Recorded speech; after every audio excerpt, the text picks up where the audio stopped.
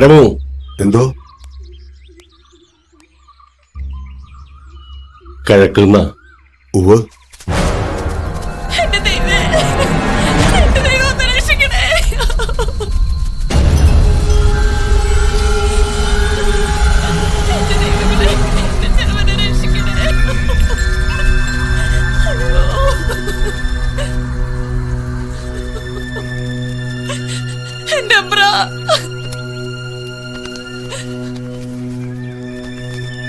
അങ്ങോട്ട് എടുത്തിക്കോളൂ.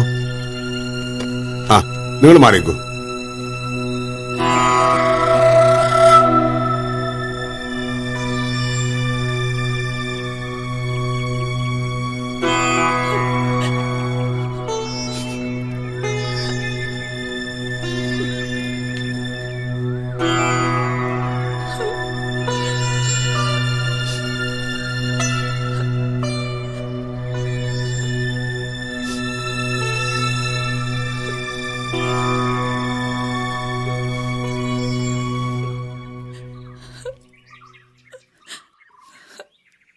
തീണ്ടല, സംശയം വേണ്ട.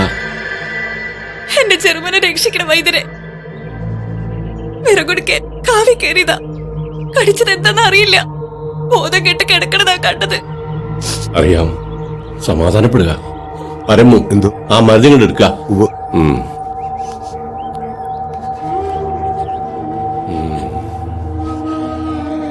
ഉഗ്ര വിഷായത് സർപ്പം തന്നെ. ലക്ഷണം അതാ കാണിക്കുന്നേ. നമുക്ക് തെറ്റാറില്ല. വൈദ്യരെ, ഉഗ്രമൂർത്തികളായ നഗത്താന്മാർ വാഴുന്ന കാവാത് അരനാഴിയോട് വയ്യിരുന്നെങ്കിൽ മഞ്ചൽ തിരിച്ചെടുക്കായിരുന്നു. വൈദ്യരെ, ആ, ഓം ക്ഷിപവും സ്വാഹ, ഓം ക്ഷിപവും സ്വാഹ. ആ, ഇതങ്ങോട്ട് കുടിപ്പിക്കാം. ദൈവങ്ങളെ,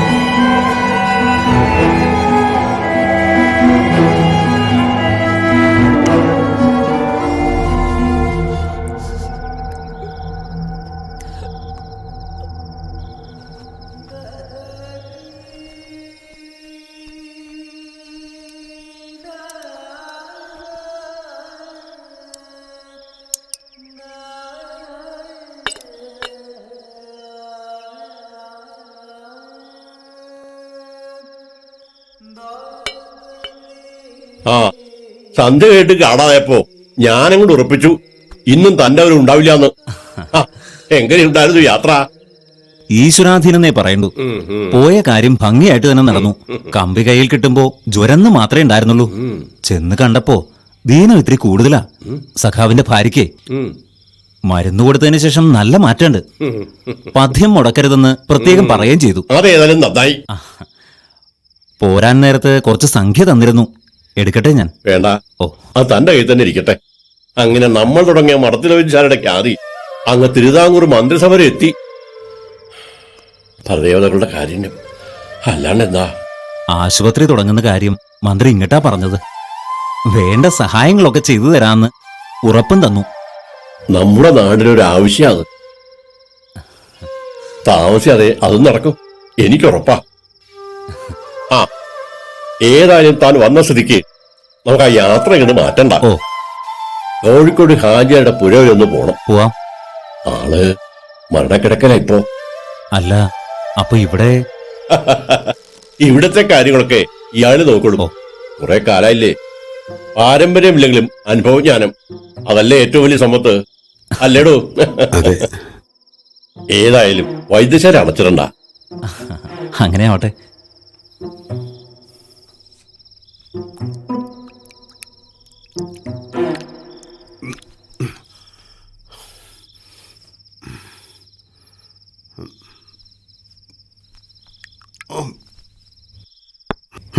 അനുഭവജ്ഞാനം ഈ പരമോണികർക്ക് ആരുടെ ഔദാര്യം വേണ്ടടി. കാച്ചക്രത്തിന് ഗതി ഉണ്ടായിരുന്നെങ്കിൽ ഞാനും തുടങ്ങിയൊരു വൈദ്യശാല. നേടും ഞാനെല്ലാം. അവരെ പോലെ വൈദ്യം പഠിച്ചവനല്ലേ ഞാനും. ദൈവദോഷം പറയരുത്. അവിടുത്തെ ഉപ്പും ചോറ നമ്മുടെ തടിയെന്ന് ഓർക്കണം നിങ്ങൾ. വെറുതെ അല്ലല്ലോ, പണിയെടുത്തിട്ടല്ലേ. ഇനി ആ ചോറ് തിന്നാൻ എനിക്ക് മനസ്സില്ലെങ്കിലോ? സേവിക്കാൻ തുടങ്ങിയ ജീവിതകാലം മുഴുവൻ അതിനെ നേരം കാണൂ. മരുന്നരച്ചും വിയർപ്പൊഴുക്കിയും വിഴുപ്പൊലക്കിയും ആട്ടും തുപ്പും സഹിച്ച് ഇനിയുള്ള കാലം മുന്നോട്ട് പോകാൻ എനിക്ക് വയ്യടി. ചക്രം ഒരാളുടെ കീശയിലേക്ക് മാത്രം പോകാൻ ഇനി ഞാൻ അനുവദിക്കില്ല. കാളക്കൂടെ വിഷം കലക്കിയിട്ടാണെങ്കിലും ഞാനത് നേടിയിരിക്കും.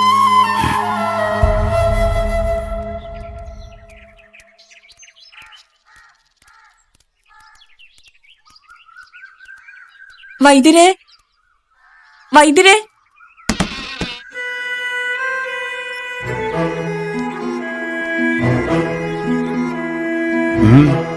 മരുന്ന് തീർന്നാ വരാൻ വൈദ്യര് പറഞ്ഞിട്ടുണ്ടായിരുന്നു.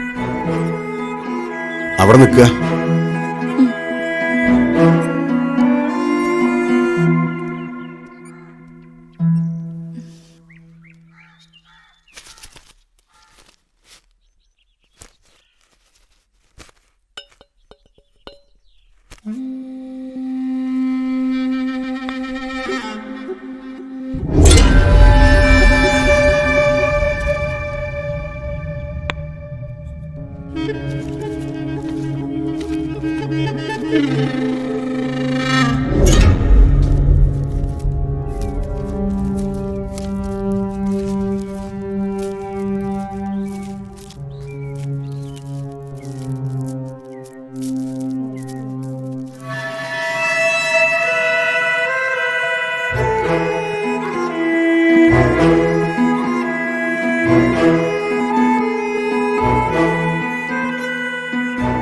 വൈദ്യര് നിന്റെ ചെറുമന് വേണ്ടി പ്രത്യേകം തയ്യാറാക്കിയ മരുന്ന.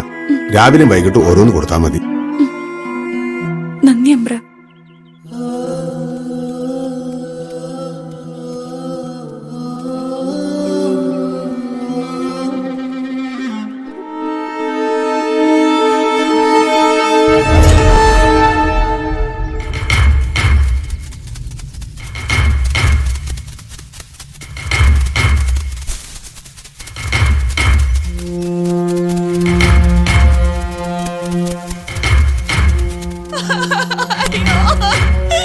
എന്റെ ചെറുപ്പം പോയേ. തീരെ മാറി വന്നതാണ്. എന്റെ ദൈവങ്ങളെ എണീക്കോ. എന്റെ ദൈവങ്ങളെ എനിക്ക് സഹിക്കാൻ മേലെ.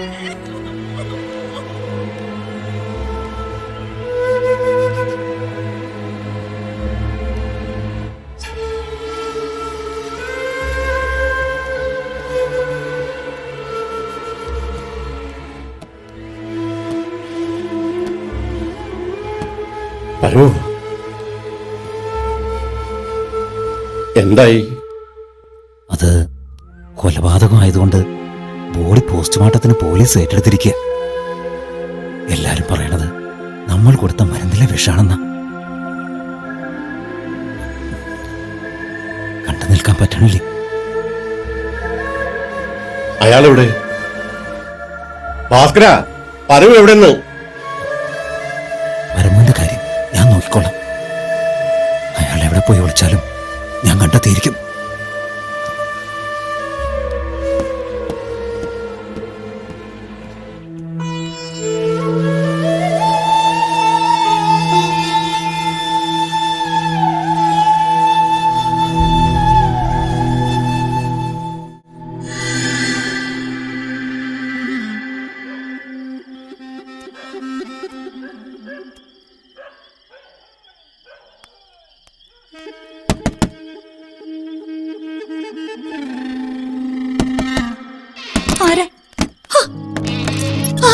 ഒച്ച വെക്കല്ലേ. ഞാനാ പരമു. വിഷം കൊടുത്തവരെ പോലീസ് തിരയുന്നുണ്ട്. എന്റെ ബലമായ പേടി നീ എങ്ങാനും എനിക്കെതിരെ മൊഴി പറയുമെന്നായിരുന്നു. വൈദ്യശാലയെ പണിക്ക് തന്നതുകൊണ്ട് പോലീസിന്റെ നോട്ട് എന്നിലുമുണ്ട്. ഞാനൊരു ദൂരയാത്ര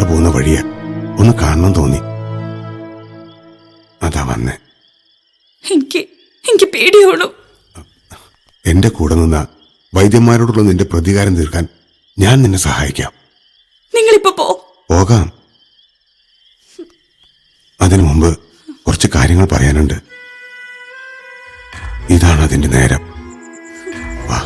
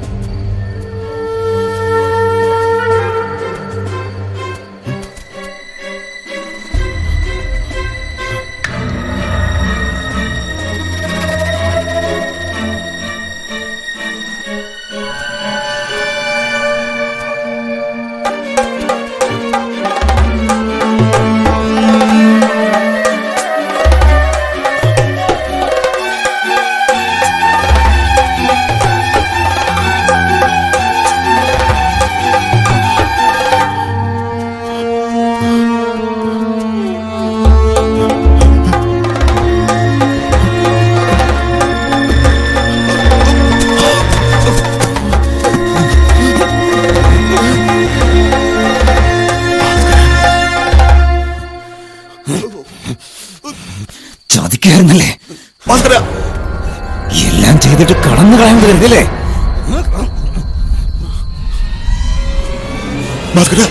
കൂടെ നിന്ന് ചതിക്കായിരുന്നല്ലടാ? വേണ്ട.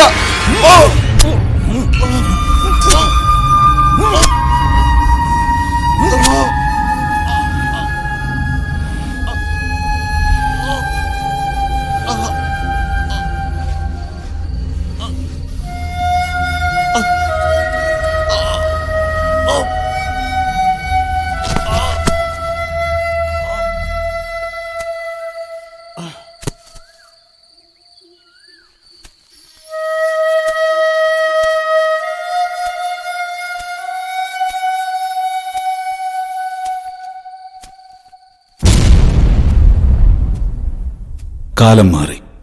വർഷങ്ങൾ പിന്നിട്ട് കഴിഞ്ഞു. മഠത്തിൽ വൈദ്യശാലയും നാഗത്തറക്കാവും അതിനു ചുറ്റുമുള്ള വിശ്വാസവും 2 തലമുറകൾക്ക് ശേഷവും അതേപാടെ നിലനിൽക്കുന്നു. പക്ഷേ പകയുടെ ഭാണ്ഡത്തിന് പുതിയ രൂപവും ഭാവവും നൽകി പുതിയ തലമുറ വരുന്നു. Look like dolls.